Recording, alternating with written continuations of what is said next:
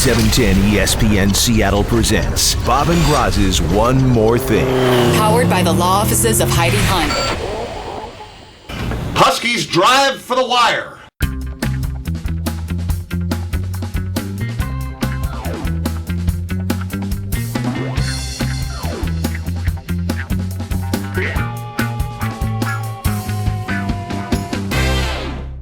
Kind of, sort of. And I want to talk about Shawn Kemp Jr. You know, Bob and Groz every Wednesday. We have Shawn Kemp on at 1 o'clock. You can listen to it on podcast.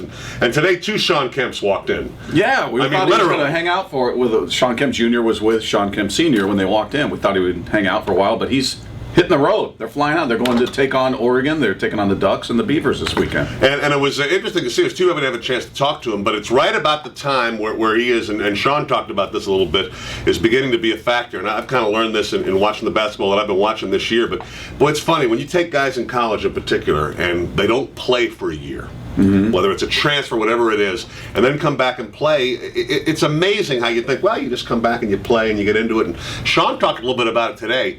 You got to get used to the speed of the game as it's played at that level again.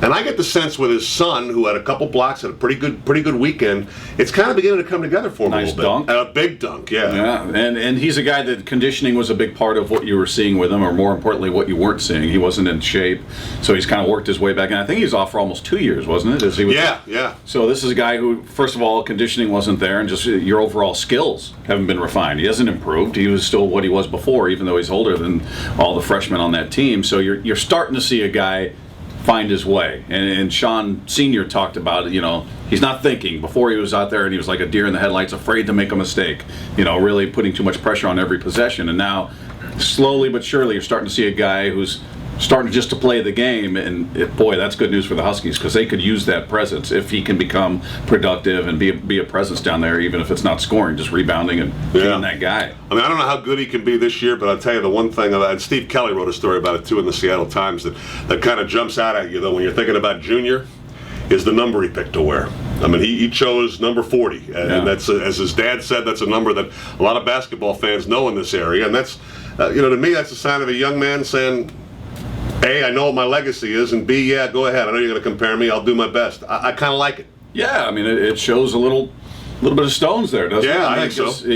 As Kemp Sr. said to him, there's a lot of pressure attached with that. And kind of giving him the out. Like, hey, are you sure about this? I mean, that's great, but there's something that comes along with this that wouldn't come along if you took number 41 or 39 or some other number. He said, no, I'll take it. So you kind of like that. And even Shawn, I asked him about that. Would you have preferred he took another number? And I like that he did that. It was kind of a stand-up thing, and he's ready to embrace what comes with it. Well, could be a hammerlock on the Pac-12 if the Huskies can win 2 on the road, first Oregon and then Oregon State this weekend, and maybe with Shawn Kemp Jr. having a big part of it. Let's see it.